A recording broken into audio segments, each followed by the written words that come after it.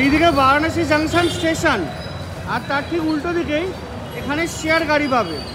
এই অটো বা টোটো 20 টাকা নেবে গদুলিয়া চক। হ্যালো বন্ধুরা, welcome to rider escape YouTube channel. আজকে হচ্ছে 21শে ডিসেম্বর আর এখন বাজে 7:26। আমি আছি বারাণসী জাংশন স্টেশনে। ফাইনালি আজকে আমাদের বারাণসী থেকে কলকাতার দিকে ফেরার পালা। আমার এবারে প্ল্যানটা ছিল একটু অন্যরকম, অন্য জায়গার প্ল্যান ছিল। তোমরা হয়তো সিরিজের শুরুতে দেখেওছো। তারপর থেকে হঠাৎ করে দিল্লি আসা, দিল্লি থেকে বারাণসী, পুরো একটা আনপ্ল্যান্ড ট্রিপ হয়েছে। আর এই আনপ্ল্যান্ড ট্রিপটাকে না আমি ঠিকমতোভাবে টাইম অ্যাডজাস্ট করে ম্যানেজ করতে পারিনি। সেই জন্য এবারে ভিডিওর প্যাটার্নটা অনেকটা চেঞ্জ করেছি। এবার যদি তোমাদেরকে আজকে জার্নির কথা বলি, আজকে বারাণসী থেকে কলকাতার ডিরেক্ট কোনো টিকিট পাইনি, না জেনারেল কোটায়, না তৎকালে, না প্রিমিয়াম তৎকালে।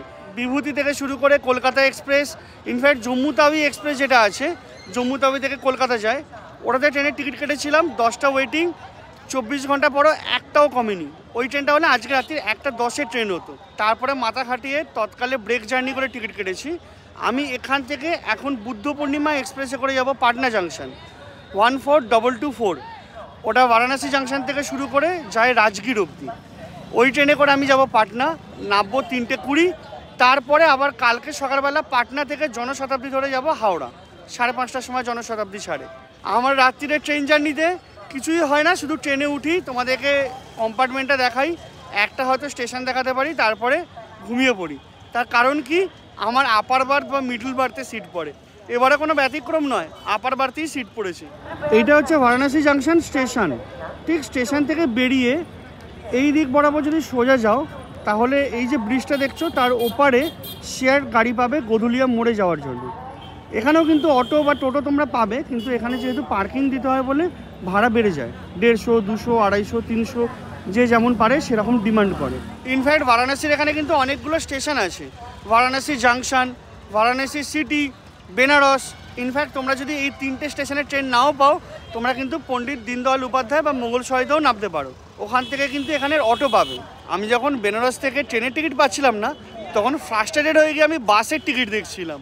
এখান থেকে কিন্তু একটা বাস চলে, 1049 টাকা রেড বাসে দেখলাম। লেখা আছে নন এসি, কিন্তু যার ছবি আছে রেড বাসে, বাসের গায়ে লেখা আছে এসি। এবার দেখা যাক কী হয়। অ্যাটলিস্ট টাইমে বাড়ি পৌঁছে যাবো, এটা হচ্ছে সবথেকে বড় কথা।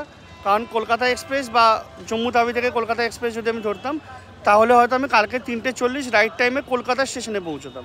আর এখানে আমি 1টা নাগাদ হাওড়া স্টেশনে পৌঁছে যাবো। যদিও জার্নিটাও আমি একটু আগেই শুরু করছি, ওটা রাত্রির 1:10 ছিল, এটা রাত্রির 8:30টায়।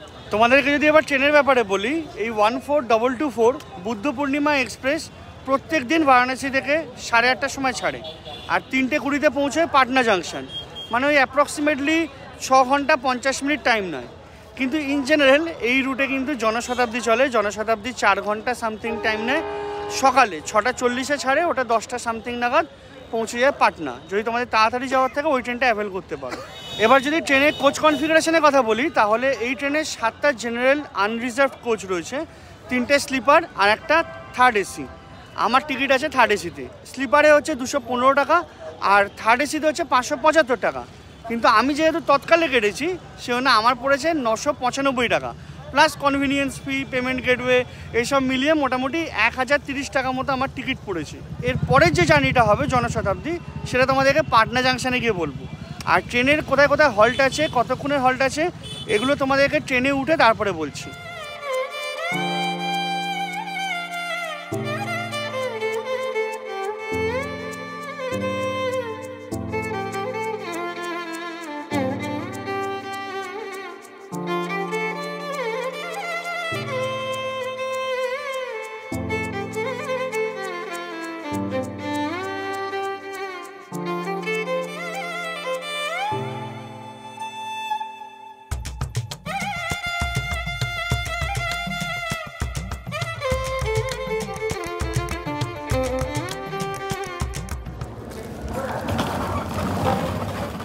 এদিকে জেনারেল কোচ বলে ভেস্টিবিউল বন্ধ, মনোদিনকার বাথরুম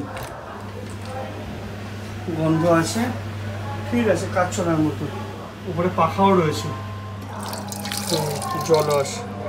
এটা একদম 15 দিনকার আইসিএফ কোচ, আর মানুষজন এমনভাবে শুয়ে রয়েছে মনে হয় না আমি তোমাদেরকে ভেতরে কিছু দেখাতে পারবো বলে। আমার 6 নম্বর আপার বার্থে একদম দরজা দিয়ে ঢুকেই প্রথমে আর সেকেন্ডলি এই ট্রেনটা দিয়েছে 7 নম্বর প্ল্যাটফর্মে, আর শিডিউল ছাড়ার টাইম হচ্ছে 8:30টার সময়। দেখছি যদি লাইট জ্বালায় বা যদি স্কোপ থাকে তোমাদেরকে নো ডাউট দেখাবো। একদম 15 দিনকার আইসিএফ কোচ।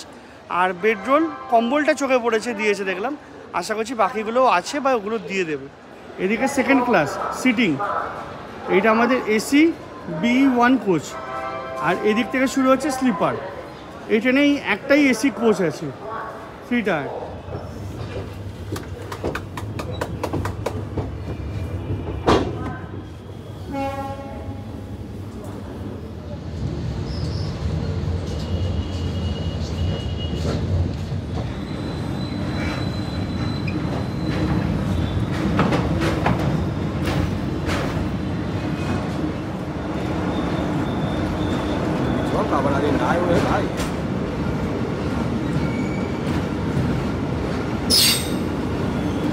বেডরোল হিসাবে দিয়েছে একটা কম্বল, এদিকে বালিশ, এদিকে বেডশিট, তোমার রয়েছে আয়না, জলের বোতল রাখার জায়গা, সুইচ বোর্ড, একটাই প্লাগ পয়েন্ট। নর্মাল যেমন হয়, আপার, middle, lower.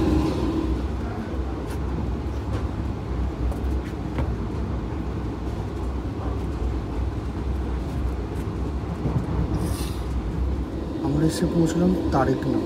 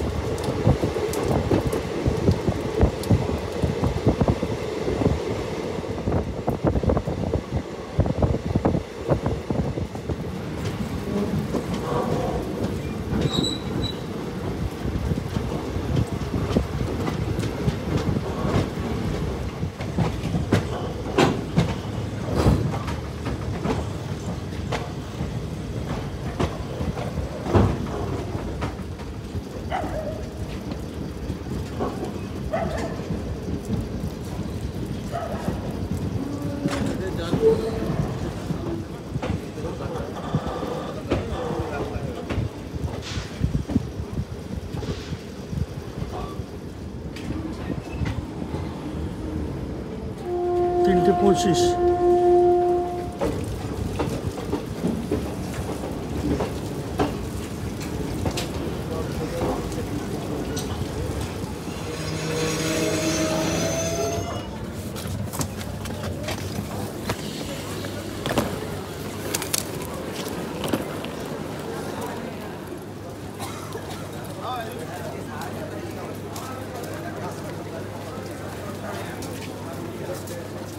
Finally 315 kilometre journey শেষ করে আমাদের ট্রেন 10 মিনিট লেটে পৌঁছলো পাটনা জাংশন।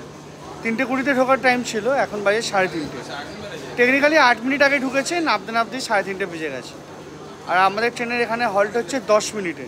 আজকে ট্রেনের ভেতরে সবাই শুয়েছিল, তার উপরে কথা বলছিলাম, বিরক্ত প্রকাশ করছিল বলে তোমাদেরকে জাংশনগুলো আর বলিনি, পাশে লিখে দিয়েছিলাম। আর ইনফ্যাক্ট সেভাবে রেকর্ডও করিনি।